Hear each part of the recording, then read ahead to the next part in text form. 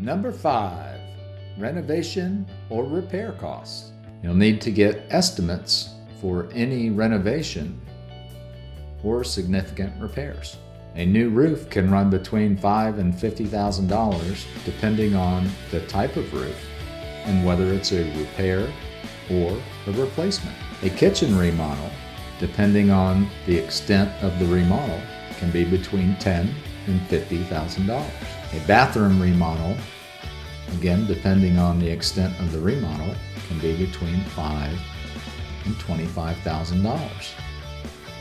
And that would be per bathroom. You definitely need to remember estimates, estimates, estimates.